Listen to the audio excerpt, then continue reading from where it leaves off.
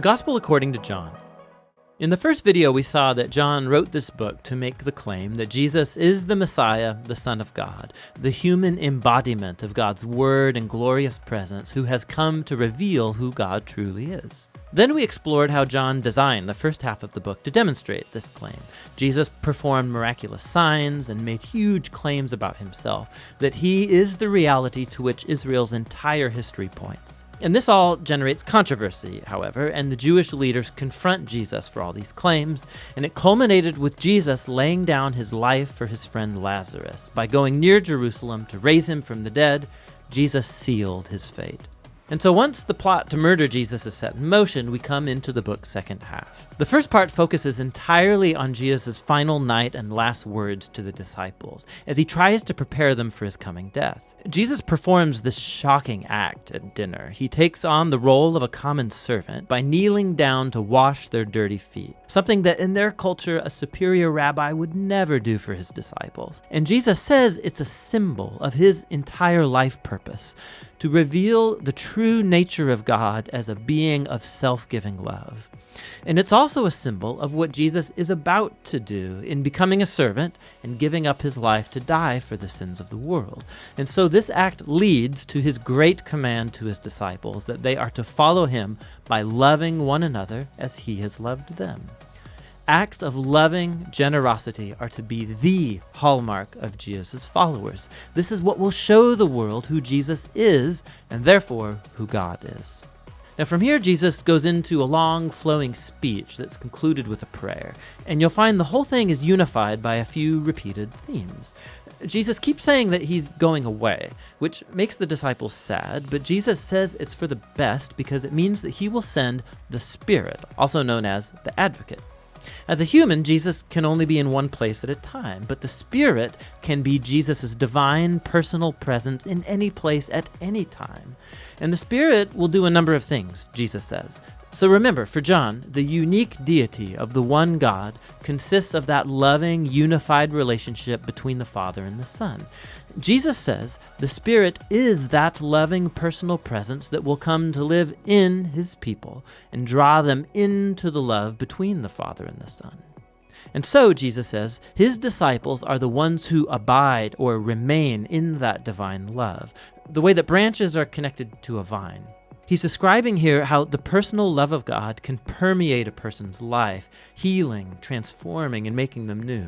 And there's more. The Spirit will also empower Jesus' followers to carry on his mission in the world, to first of all fulfill the great command to love others through radical acts of service. But also, Jesus says, the mission is to bear witness to the truth, to expose and name the selfish, sinful ways that we as humans treat each other, and to declare that in Jesus, God has saved the world through him because he loves it. He's opened up a new way to become human again.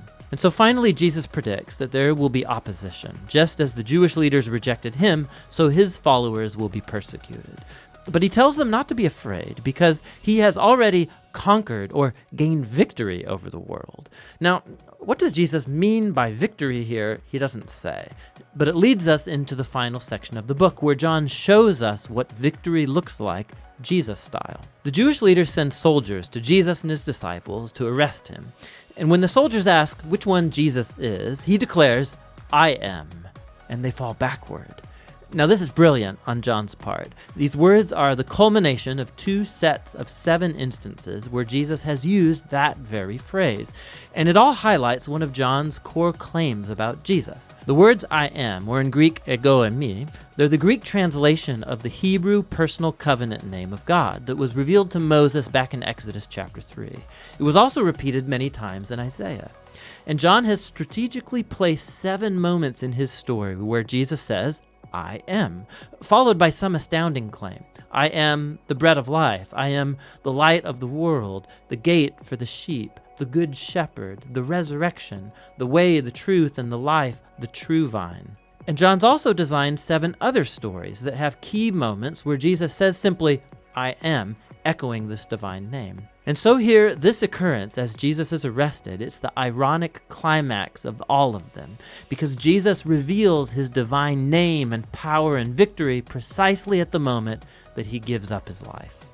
After this, Jesus is put on trial for his exalted claims to be the Son of God and the King of Israel, first before the high priest and then before the Roman governor Pilate, who has to take seriously anyone who's charged with claiming to be the King of Israel. And Jesus tells Pilate that my kingdom is not from this world, meaning that he is a king and that his kingdom is for this world, but its radically different value system, its redefinition of power and greatness, none of this is derived from this world. Rather, they are defined by God's character that Jesus has revealed through his upside-down kingdom, which is epitomized by the cross. It's the place where the world's true king conquers sin and evil by letting it conquer him. And Jesus gains victory over the world through an act of self-giving love.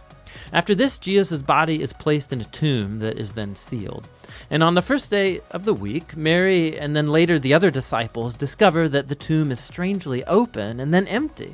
And then Mary, all of a sudden, she meets Jesus. He's alive from the dead. Now, the resurrection of Jesus connects back to another pattern of sevens in John's Gospel. So all the way back at the wedding party in Cana, when Jesus turned the water into wine, John told us that that was Jesus' first sign. And he also identified the second sign, the healing of the sick boy in chapter 4. But after this, John just lets you keep count. And if you have, you'll have noticed that the sixth sign was the raising of Lazarus from the tomb, which Jesus performed at the cost of his own life.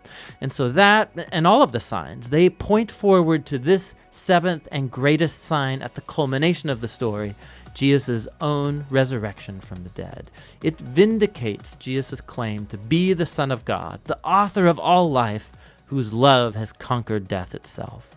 After the empty tomb, Jesus then meets up with all the disciples, and he commissions them by sending the Spirit as he promised, so that his mission from the Father can now be carried on through them.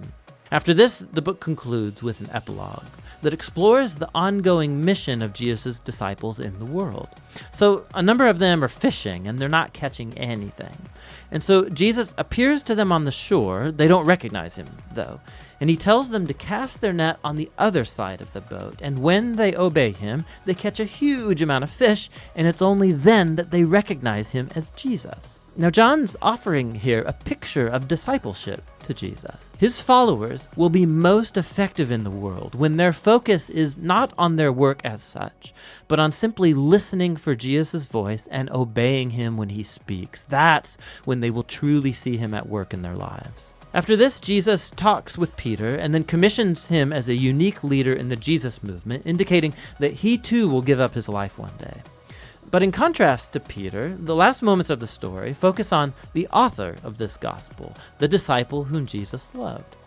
And unlike Peter, his job was not to lead the Jesus movement, but rather to spend his long life bearing witness to Jesus so that others might believe in him. And that's actually what he's done right here by authoring this amazing story about Jesus, the Messiah, the Son of God. And that's what the Gospel of John is all about.